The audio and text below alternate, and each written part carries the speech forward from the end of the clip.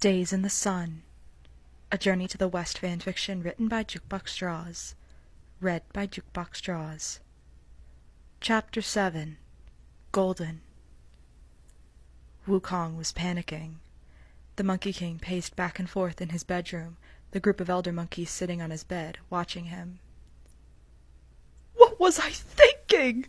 Wukong gripped his hair and pulled it hard, digging his nails into his scalp and pressing his palms in. One of the monkeys gently removed his hands to prevent him from drawing blood. I said the top of the mountain was beautiful during a full moon. The stupid monk says, "Oh, I'd love to see it sometime, and I suggest a picnic?" The Monkey King slammed his hands down on his desk, which was once empty but was now occupied by a dozen or so scrolls. Why, stupid Sun Wukong, why would you do that? The simian's pity party for himself was ended abruptly by the group of elder monkeys, who gripped the king's hands and forced him to kneel down to be on their level. "You care for this monk, don't you?" one of them asked. "More than anything," Wukong replied, a bit quicker than he should have, with tears brimming in his eyes. "Then tonight must be the night. You tell him exactly how you feel." Another, more enthusiastic monkey cried out, clapping its hands with anticipation. Wukong whimpered, and his bottom lip began to tremble. But what if he doesn't like me anymore? You saw how he reacted when I... He squeezed his eyes shut, trying to block out the memory of Sanzong's disgusted face. What if he runs away, and I never see him again? I want him to stay. I want him to care for me. Are you really going to waste your precious time with him wondering about all the what-ifs? The lead monkey raised a bushy eyebrow. Wukong shook his head. Then go, Sun Wukong, king of Flower Fruit Mountain, great sage, equal to heaven. You faced impossible odds against the Jade Emperor, against Buddha himself, and still lived. Surely you can handle this one-tongue monk. The king took a deep breath and stood, fixing his scarf and picking up the basket of fruits and other delicacies he had prepared. He left his bedroom to the cheers of his subjects as he began the trek to the top of the mountain to prepare for the sunset. "Surely I can handle one monk." Despite the reassurance from his many subjects, Wukong wasn't entirely sure that that statement was true. Sanzong was already there when Wukong arrived at the mountain's highest peak.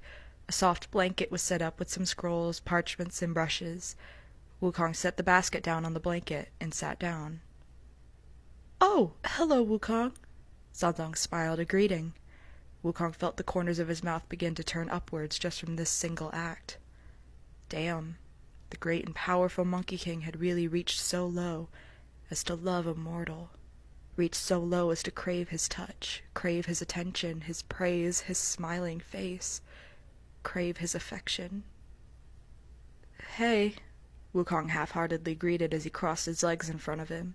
He focused his gaze on the reflection of the sun on the vast ocean and the silhouettes of other distant lands. He could see Sanzong's home, the country of Aolai, in the distance. Suddenly the simian remembered just how fragile this arrangement truly was. "Wukong?" Sanzong waved his hand in front of Wukong's face. Wukong flinched and blinked. "Sorry," the monk apologized. "You weren't responding. I asked if you were hungry." He offered a peach to Wukong. Just the thought of eating anything made Wukong's butterfly-filled stomach do several complicated maneuvers. "Oh, no thanks." He waved his hand dismissively. Sanzong raised an eyebrow. "Sun Wukong? Not hungry?" "Is something wrong, Wukong?" Sanzong gently lifted his hand and brushed his knuckles over the fur on Wukong's temple. The Monkey King flinched again. He clasped his hands together to keep from clutching at his chest. "No, I'm fine. Why would anything be wrong? I'm just peachy."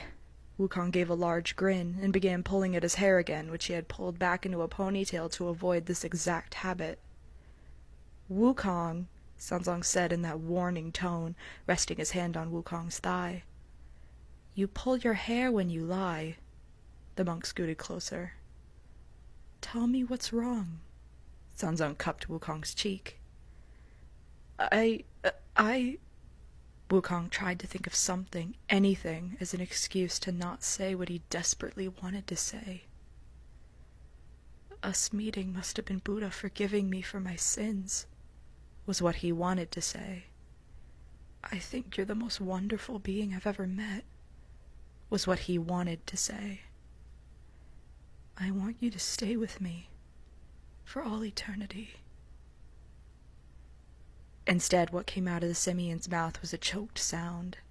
Sanzang gently combed his fingers through his hair, fixing the ponytail that had been loosened by his insistent tugging.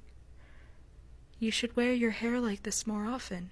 The monk tried to make conversation, smiling gently. It looks lovely. Wukong turned away, trying to get his erratic breathing under control. One bit of praise from the monk was enough to make him want to do several joyous somersaults. Wukong, you're breathing! Sanzang noticed the Monkey King's chest rising and falling faster than what would be considered healthy. He held Wukong's hand. So sorry. Wukong clutched at his chest. Air's thin up here. He made the poor excuse.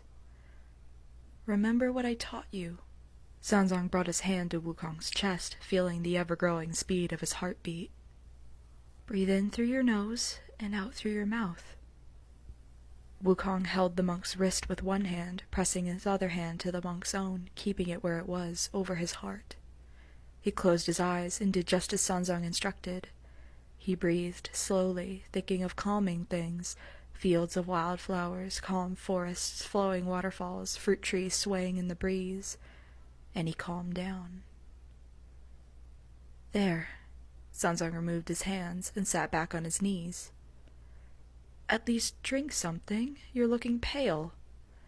Wukong took the cup that was offered to him and hesitantly took a sip. He closed his eyes and focused on his breathing. It's incredible that you get this view every day. Sanzang rested his head in his hands and smiled as the sun disappeared behind the horizon, giving way to the moon and the stars. Yeah. Wukong turned his attention back to the view, taking in the warmth of the remnants of sunlight. Sanzang? Wukong placed his hand atop the monk's in a gentle caress. Yes? The monk flinched a bit at the contact. Are you happy here with me? Wukong asked. Yes. The monk smiled before his brow furrowed. He looked out at the ocean again, deep in thought. But what? Wukong's blood ran cold and his lungs felt as if they were being squeezed tight. But I do miss my home. I wish I could see it again, just for a moment. Wukong looked out at the small outline of Aolai in the distance. I can see it, he said. Sanzang watched as the Monkey King's golden eyes of truth lit up, bringing a golden shine to the growing darkness. It's quiet. The king stared into the distance, his eyes bringing him to the country and through the streets, to all the places Sanzang enjoyed most. There's the monastery. Are the other monks all right? Sanzang asked, placing his other hand on Wukong's. One of them seems to be sick. The simian's eyes widened further, perhaps trying to get a better view. He's pale, thin. The other monks are gathered around his bed. They must be praying for his recovery. Oh no. Zhang was looking a bit under the weather before I left. Sanzang's voice was soft. He's coughing a lot. I don't think he'll survive the night. Wukong blinked, and his eyes returned to normal. Oh no! Sanzang stood up. He's dying! Then you must go back. I can give you any medicines you need. What? The monk looked shocked. I release you. You're free to go. Wukong. Sanzang brought his hand to the simian's cheek, stroking the fur there. Thank you. Thank you for understanding how much he needs me.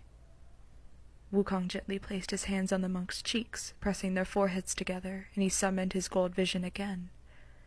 Sanzang gasped softly as he saw the golden light flood his vision, accompanied by a loving warmth. There. Wukong pulled back. Now we're forever connected. So you'll always have a way to look back and remember me. The monk kept his hands on Wukong's cheeks. The monkey let a whimper escape his throat as he leaned shamelessly into the touch, pressing his lips to Sanzang's palm. "Now go! Go! Get out of here!" Wukong felt the tears in his eyes threatening to spill as the monk was whisked away on the cloud that had been provided for him. To be continued in chapter